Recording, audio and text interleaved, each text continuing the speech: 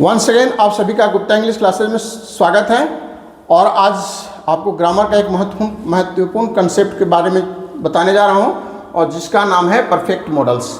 पिछले दिनों हमने मॉडल्स के बारे में और भी वीडियो डाले हैं, तो उसमें तो आपने देखा है कि जो साधारण मॉडल होते हैं, सेमी मॉडल होते हैं, उसका कैसे प्रयोग किया जाता है। तो उसी की क्रम को आगे बढ़ाते हुए आज एक हमने टॉपिक लिया है परफेक्ट मॉडल का, और यह भी काफ़ी महत्वपूर्ण है। और इसका इस्तेमाल कैसे किया जाता है यह परीक्षा में पूछा जाता है। तो परफेक्ट का मॉडल का मतलब होता है कि कोई भी एक्शन जो पास्ट में लिया गया, जो पास्ट का जो एक्शन किया गया, उसको दिखलाने के लिए हम जिस तरह से मॉडल का प्रयोग करते हैं उसको परफेक्ट मॉडल्स का प्रयोग किया जाता है। अगर मान लीजिए कि एक उदाहरण लिखते हैं, you should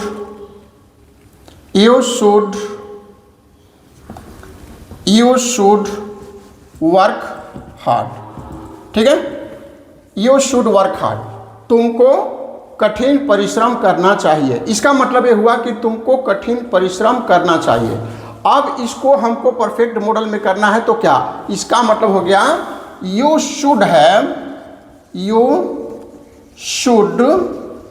have worked hard.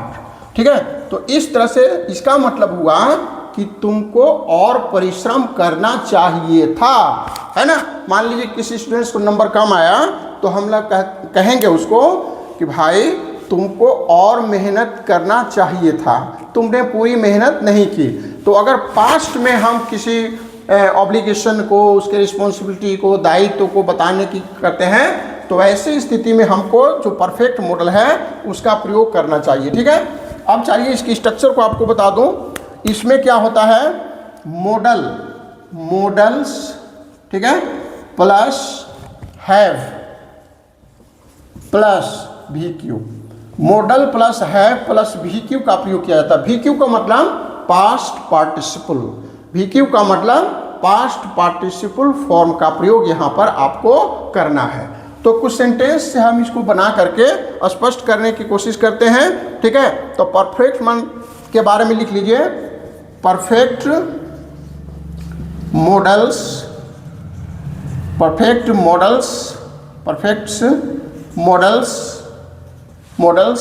Are used to talk about past action, है ना। यह हमारे पास्ट एक्शन की बात करता है। पहले इसको आप जान लीजिए, perfect models are use to talk about past action. जो हमारे पास्ट एक्शन है उसको बताने के लिए, है ना, इसका प्रयोग किया जाता है। ठीक है, फिर इसको लिख लिए। अब कुछ उदाहरण से देखते हैं।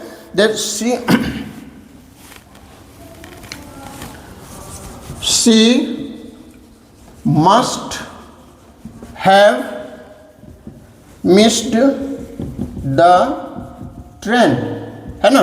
यह आपको एक स्ट्रॉन्ग डिडक्शन को बता रहा है। एक स्ट्रॉन्ग डिडक्शन को, डिडक्शन का मतलब जिसकी पूरी संभावना है, लॉजिक के आधार पर हम निकालते हैं तर्क, कि शी मस्ट हैव, टाइम हो गया, गाड़ी का टाइम निकल गया, अब तक वो गाड़ी पर बैठ चुकी होगी, है ना। तो ऐसी स्थिति में लिखते हैं कि she must have.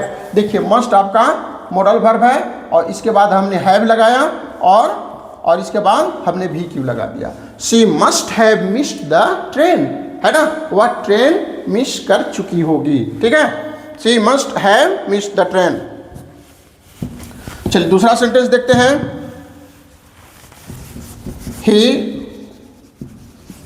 Might have forgotten my address, है ना।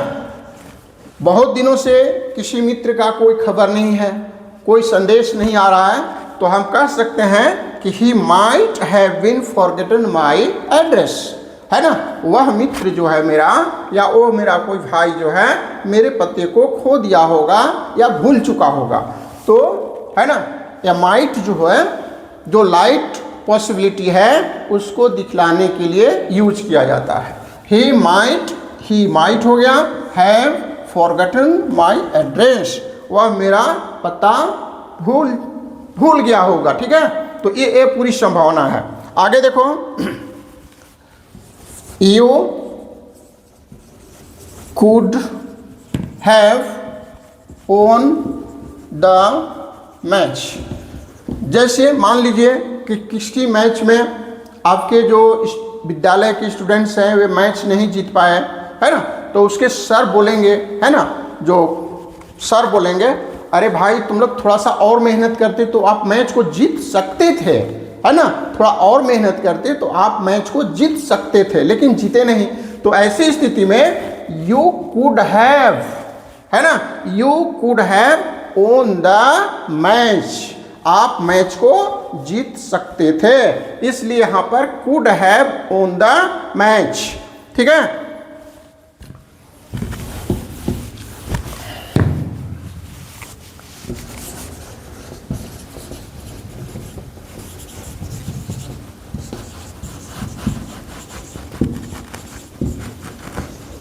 ठीक है, एक बच्चा है, परीक्षा में उसके नंबर कम आ गए हैं, तो उसके पिताजी डांटते हुए हैं, टीचर भी समझाते हैं, भाई तुमको थोड़ा और मेहनत करना चाहिए था, है ना, तुमको थोड़ा और मेहनत करना चाहिए था अच्छे नंबर लाने के लिए। तो you should have studied hard, पहले से और भी थोड़ा मेहनत करना चाहिए था, ठीक है। You should have studied hard, HARD लिखा हुआ, HARD है, थोड़ा सा साफ है ना, HARD है। You should have studied hard.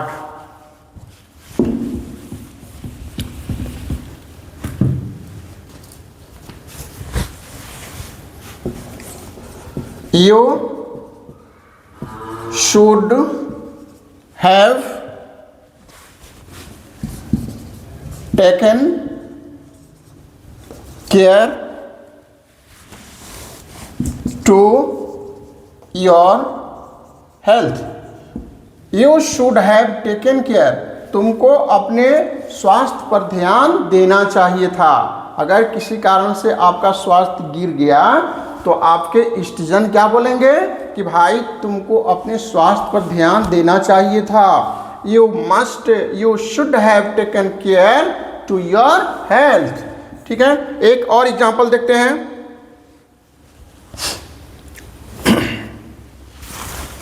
I would have helped you if I had known, ठीक है। I would have helped if I had known, इस तरह का जो स्ट्रक्चर होता है कंडीशनल सेंटेंस आपको हम पढ़ाएंगे। कंडीशनल सेंटेंस में जो तीसरा टाइप है उसमें इस तरह के सेंटेंस देखने को मिलते हैं, तो वहाँ पर भी आपको इस तरह का वुड हैव और भी क्यू का प्रयोग किया जाता है, ठीक है। इसका मतलब हो गया आई वुड हैव हेल्प्ड यू, अगर मुझको पता होता, इफ आई हैड नोन, अगर मुझको पता होता, ठीक है, तो मैं तुम्हारी मदद जरूर करता। अगर मुझे पता होता तो मैं तुम्हारी मदद जरूर करता। आई would have helped you if I had known, अगर मुझे पता होता तो मैं तुम्हारी मदद अवश्य करता। तो इस तरह से आज हमने आपको परफेक्ट मॉडल का जो कंसेप्ट है उसको देने की कोशिश की।